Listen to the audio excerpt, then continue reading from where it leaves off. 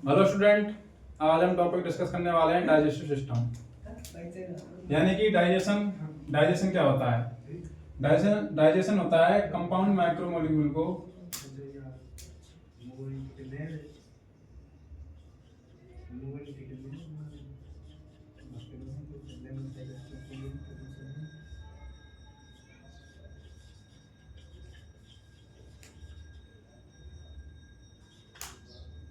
Simple micromolecule में convert करना क्या कहलाता है? डाइजेशन।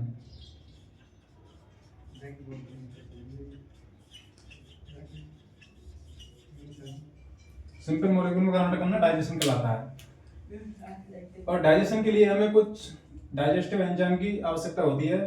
तो ये प्रोसेस जो होती है डाइजेशन की, वो एक तो केमिकली और एक मैकेनिकली, दो तरीके से होती है। मैकेनिकली होती है हमारे माउथ के थ्रू, माउथ के द्वारा। यानी कि माउथ में टीथ होते हैं। टीथ कितने प्रकार के होते हैं? 4 प्रकार के। कैनाइन, इंसाइजर, प्रीमोलर और मोलर। तो उन 4 प्रकार के टीथ के थ्रू क्या होता है? मैकेनिकल प्रोसेस होती है डाइजेशन की। और केमिकली होती है, वो होती है हमारे स्टमक, इंटेस्टाइन, माउथ में भी चलती है बहुत कम मात्रा में, लेकिन मेनली स्टमक और इंटेस्टाइन के अंदर होती है। तो सबसे पहले हम पढ़ने वाले हैं माउथ के अंदर डाइजेशन।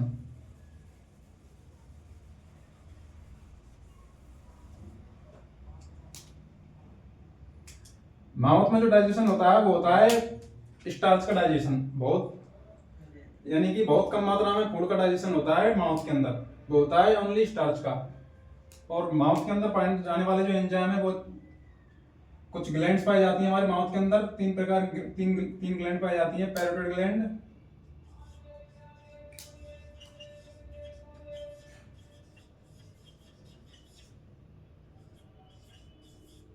जो कि हमारे कान के नीचे पाई जाती है।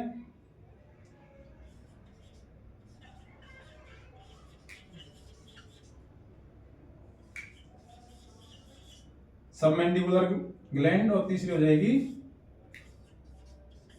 सबलिंगुअल। ये 3 प्रकार की ग्लैंड पाई जाती है। सबमैंडिबुलर ग्लैंड पाई जाती है, ये पाई जाती है हमारा जो होता है निचला जो, उसके नीचे पाई जाती है। सबलिंगुअल ग्लैंड पाई जाती है, ये पाई जाती है हमारे जीभ के नीचे। तो ये 3 प्रकार की ग्लैंड पाई जाती हैं। और ये ग्लैंड क्या सीक्रेट करती हैं? कुछ एंजाइम सीक्रेट करती हैं। फूड के साथ में जो भी बैक्टीरिया आते हैं उनको किल करने का काम करता है कौन सा? लाइसोजाइम। और टाइलिन और एमाइलेज किसका? स्टार्च का डाइजेशन करते हैं। माउथ में डाइजेशन होने के बाद फूड जाता है कहाँ पे? ईसोफेगस के थ्रू जाता है स्टमक में। तो हम यानी कि वैसे तो डाइजेशन टॉपिक बहुत बड़ा है, लेकिन हम ओनली कुछ इंपॉर्टेंट चीज डिस्कस करने वाले हैं, इंपॉर्टेंट पॉइंट डिस्कस करने वाले हैं। उसमें हमने देखा कि कितने प्रकार की ग्लैंड पाई जाती है माउथ में? 3 प्रकार की। पैरोटिड, सबमैक्सिलरी और सबलिंगुअल ग्लैंड, 3 प्रकार की हो जाएंगी। और एक हो जाएगा तुम्हारा कौन कौन से एंजाइम पाए जाते हैं माउथ के अंदर? सब एमाइलेज, टाइलिन और लाइसोजाइम। और किसका डाइजेशन होता है? स्टार्च का। और मैं यही बता देता हूं कि स्टार्च जो होता है, स्टार्च को डाइसैकेराइड में कन्वर्ट किया जाता है, और डाइसैकेराइड को माल्टोज में, और माल्टोज को मोनोसैकेराइड में। स्टार्च का जो सबसे स्मॉल मॉलिक्यूल होगा, यानी कि डाइजेस्ट होने के बाद, वो होगा मोनोसैकेराइड। और उसके बाद जो डाइजेशन होता है वो होता है हमारा स्टमक में। तो स्टमक में हम आगे पढ़ने वाले हैं, उसमें यानी कि माउथ के अंदर सिलेवरी ग्लैंड के द्वारा सलाइवा का सीक्रेशन किया जाता है। सलाइवा का सीक्रेशन किया जाता है तो क्या बन जाता है? बोलस।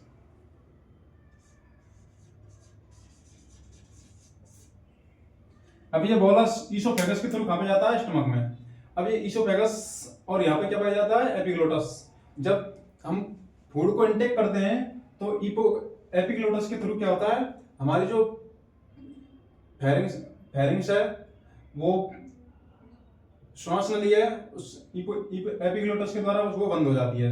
और ईसोफेगस के थ्रू जो बोलस बना है वो कहाँ चला जाता है? स्टमक में। अब बना बोलस में कन्वर्ट होने के बाद फूड ईसोफेगस के थ्रू किसमें जाएगा? स्टमक में।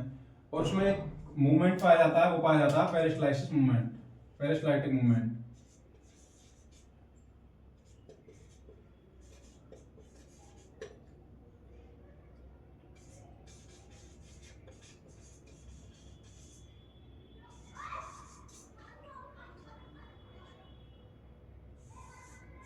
पेरिस्टाल्टिक मूवमेंट पाया जाता है और उसके थ्रू, ईसोफेगस के थ्रू स्टमक में बोलस पहुंच जाता है। स्टमक में पहुंचने के बाद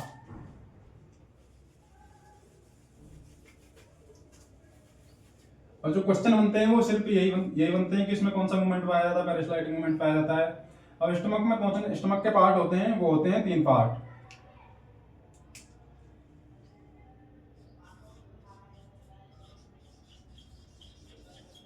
फंडस, बॉडी, और तीसरा हो जाएगा तुम्हारा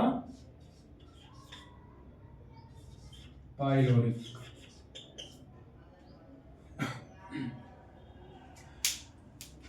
फंडस, बॉडी और पाइलोरिक पार्ट, 3 प्रकार के पार्ट हमारे जो है स्टमक में पाए जाएंगे। स्टमक में जब भोजन पहुंच चुका है, यानी कि वो बॉलस की फॉर्म में जब फूड पहुंचता है स्टमक में, तो कुछ एंजाइम सीक्रेट होते हैं गैस्ट्रिक ग्लैंड के द्वारा। तो हम पहुंच चुके थे स्टमक पे। स्टमक में रुगे मसल्स पाई जाती हैं जो कि क्या करती हैं, स्टमक को एक्सपेंड करती हैं इसको, यानी कि जब इसके अंदर फूड आएगा तो उसको एक्सपेंड कर देंगे इससे, इसको, जिससे कि इसके अंदर रह सके वो। और स्टमक के अंदर जब फूड रहता है वो रहता है कम से कम 4-5 घंटे, 4-5 घंटे स्टमक के अंदर रहता है। अब स्टमक के 3 पार्ट होते हैं। सबसे बड़ा पार्ट होता है इसका बॉडी पार्ट। तो स्टमक में गैस्ट्रिक ग्लैंड पाई जाती हैं, गैस्ट्रिक ग्लैंड पाई जाती हैं, उनमें कुछ सेल पाई जाती है उनके द्वारा।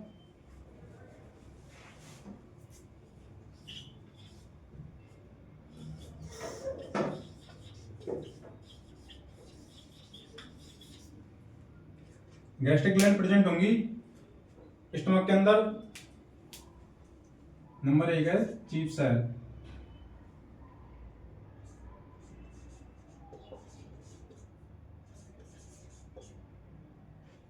चीफ सेल बोल लो इसको यहाँ पर, पेप्टिक सेल। ये किसका सीक्रेशन करती है, पेप्सिन का, जो किसको डाइजेशन में हेल्प करता है, पेप्सिन प्रोटीन के डाइजेशन में। नंबर 2 सेकंड पर आ जाएगा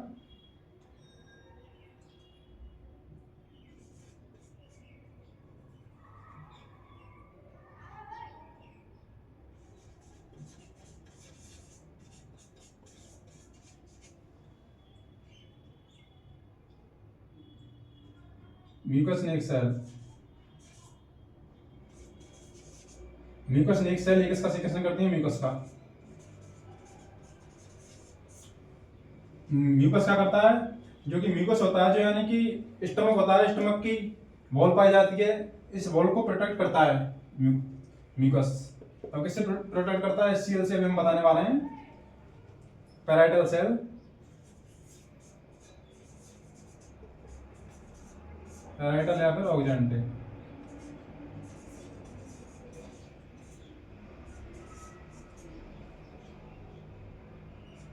ऑक्जेंटिक सेल जो किसका सीक्रेशन करती हैं, एचसीएल का।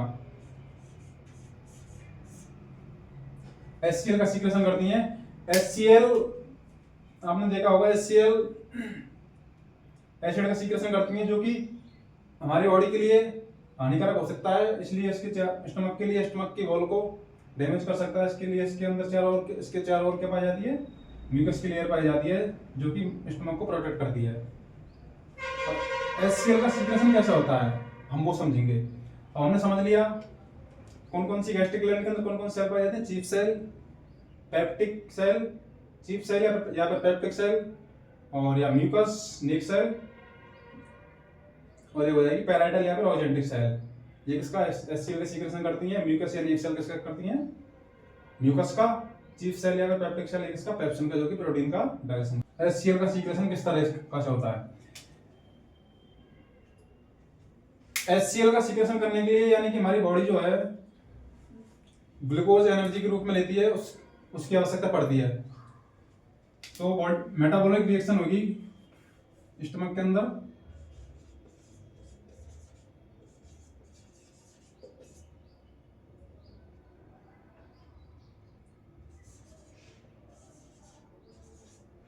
उससे CO2 रिलीज होगा, CO2 फॉर्म होगा।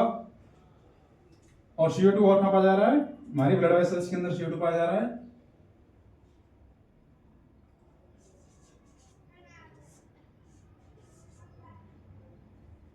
ये कार्बोनिक एनाइड्रेज एंजाइम की, carbonic anhydrase enzyme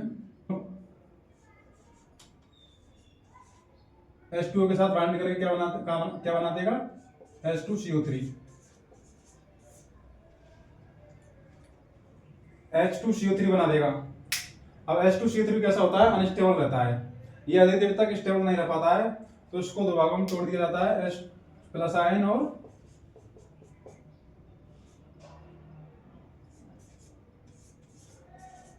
HCO3 minus. H plus ion और HCO3 माइनस ब्लड वेसल्स में क्या पाया जाता है, ये कहाँ पर हो रही है, कहाँ पर चल रही है रिएक्शन, ये चल रही है रिएक्शन पैराइटल सेल में। पैराइटल सेल में सबसे पहले होता है मेटाबॉलिज्म। मेटाबॉलिज्म प्रोसेस होती है, उसमें CO2 को रिलीज किया जाता है। CO2 को रिलीज करने के बाद H2 के साथ मिलकर के क्या बनाता है, H2CO3। H2CO3 क्या होता है, अनस्टेबल।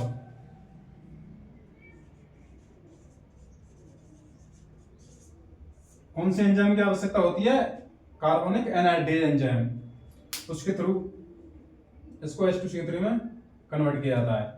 अब H प्लस आयन और HCO3 माइनस में इसको तोड़ दिया जाता है। ब्लड वेसल्स में पाया जाता है NaCl, ब्लड वेसल्स में NaCl पाया जाएगा, वहां से Cl को ले लिया जाएगा, मिलकर क्या बन जाएगा, HCl। और सोडियम था, वो सोडियम इसके साथ मिलकर क्या बना देगा, Na2CO3, sodium bicarbonate. Bicarbonate ion था वो। ये पैराइटल सेल से कहाँ चला जाता है, ल्यूमेन के अंदर भेजा जाता है, इसको जो स्टमक है उसके ल्यूमेन में भेजा जाता है। तो HCl का फॉर्मेशन हो जाता है इस तरीका से स्टमक के अंदर।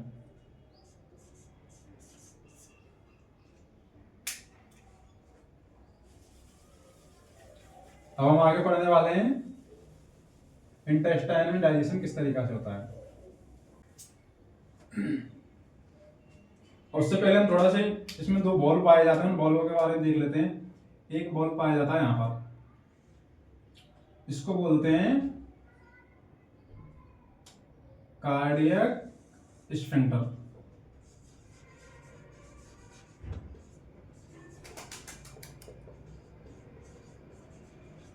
कार्डियक स्फिंक्टर, और एक पाया जाता है यहाँ पे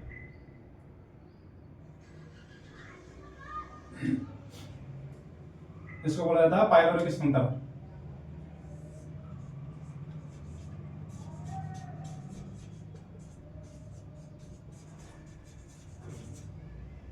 ये हो जाएगा कार्डियक स्फिंक्टर, ये हो जाएगा पाइलोरिक स्फिंक्टर। दो प्रकार के बॉल पाए जाएंगे। कार्डियक स्फिंक्टर जो होता है, ये जैसे कि बॉल्स के फॉर्म में जब फूड हमारे स्टमक के अंदर आ रहा है, तो आने के बाद स्टमक से फूड वापस किसमें नहीं जा रहा, इसोफेगस में, उसको रोकता है। कौन सा बॉल रोकता है, कार्डियक स्फिंक्टर। और एक यहाँ पर पाया जाता है ड्यूडेनम और स्टमक के बीच में, वो होता है पाइलोरिक स्फिंक्टर। तो ये स्टमक से कायम की फॉर्म में फूड कहाँ पर चला जाता है, ड्यूडेनम में, तो वापस से ड्यूडेनम से स्टमक में नहीं जाए, उसको रोकेगा कौन सा, पाइलोरिक स्फिंक्टर। और HCl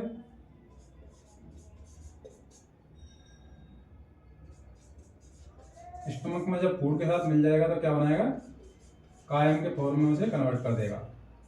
अब कायम के फॉर्म में कन्वर्ट होने के बाद फूड कहां पर जाता है, ड्यूडेनम में।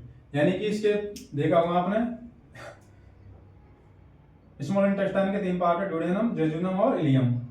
सबसे अधिक जो डाइजेशन पाया जाता है वो पाया जाता है किसमें, ड्यूडेनम में, और एब्जॉर्प्शन पाया जाएगा किसमें, जेजुनम में।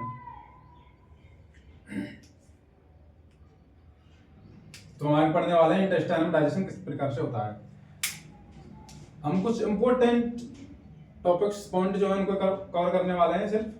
तो यहाँ पर हम देखेंगे जो हमारी ये ड्यूडेनम है, ड्यूडेनम की वॉल से कौन कौन से हार्मोन सीक्रेट हो रहे हैं। ड्यूडेनम की वॉल से सीक्रेट हार्मोन,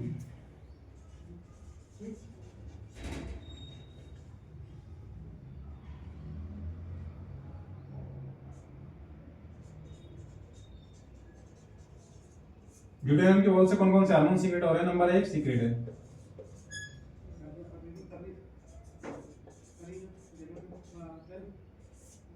सीक्रेटन हार्मोन। सीक्रेटन हार्मोन क्या करता है, ये पैनक्रियास को स्टिमुलेट करता है।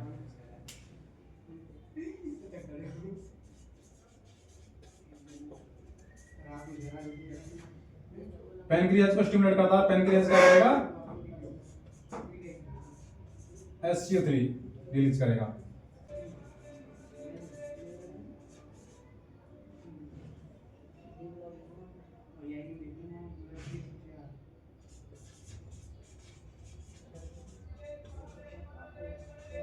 कोलेसिस्टोकाइनिन, कोलेसिस्टोकाइनिन क्या करता है, ये गॉल ब्लैडर यानी कि देखा होगा आपने, यहाँ पर ये क्या है, लीवर। लीवर में बाइल जूस का फॉर्मेशन होता है और स्टोर कहाँ पर होता है, गॉल ब्लैडर में। लीवर में फॉर्मेशन होगा, गॉल ब्लैडर में स्टोर होगा बाइल जूस। बाइल जूस एक तरीका से इस प्रकार समझ लो जैसे कि हमारे पर्स में ओनली हम पैसों को रखते हैं, उसी प्रकार से गॉल ब्लैडर ओनली उसको बाइल जूस को स्टोर करके रखता है। इसका फॉर्मेशन कहाँ पर होता है, लीवर में। और तो काइलोसिस्टोकाइनिन क्या करता है, इसको एक्टिव करता है। काइलोसिस्टोकाइनिन गॉल ब्लैडर को एक्टिव करेगा।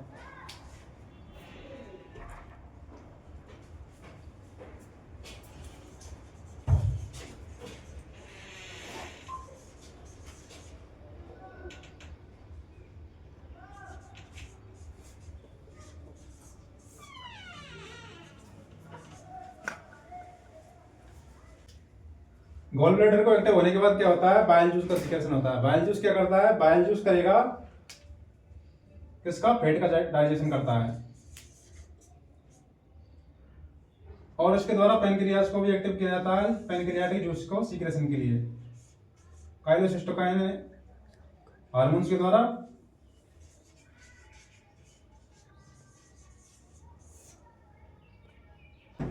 बाइल जूस का सीक्रेशन किसके द्वारा होता है, लीवर के द्वारा, और गॉल ब्लैडर में स्टोर होता है। गॉल ब्लैडर में स्टोर होने के बाद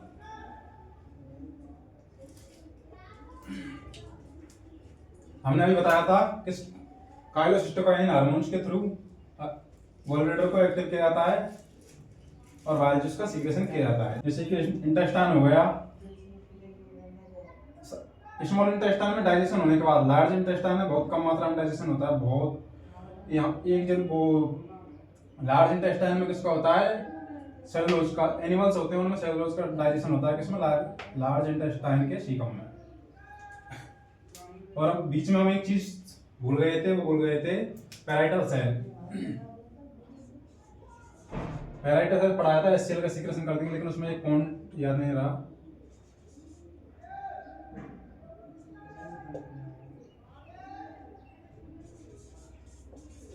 पैराइटल सेल किसका, इंट्रांसिक फैक्टर का सीक्रेशन में करती हैं।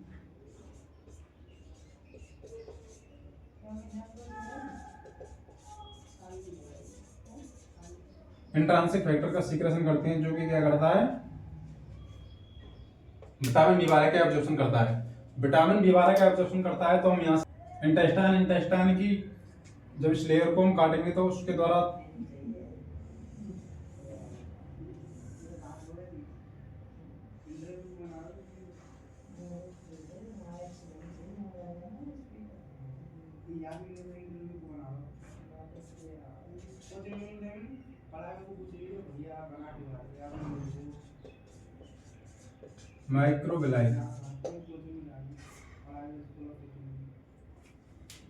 माइक्रोबिलाई प्रेजेंट होते हैं इंटेस्टाइन के ऊपर, उनके द्वारा क्या किया जाता है, एब्जॉर्प्शन।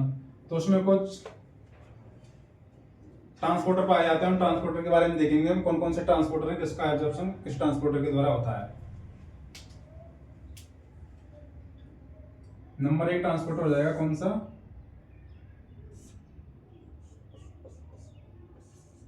SGL1, SGLT1, जो कि किसका, ग्लूकोज का ट्रांसपोर्ट करता है, किसके साथ, सोडियम के साथ।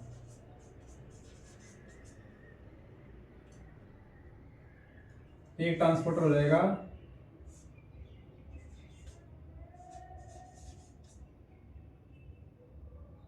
GLUT5, जो कि किसका करता है, फ्रक्टोज का।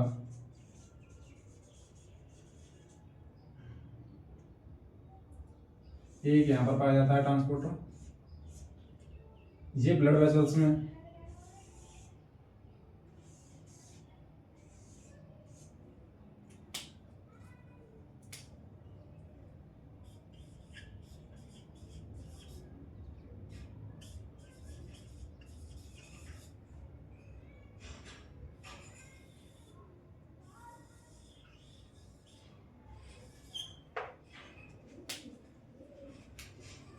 ये है GLUT2,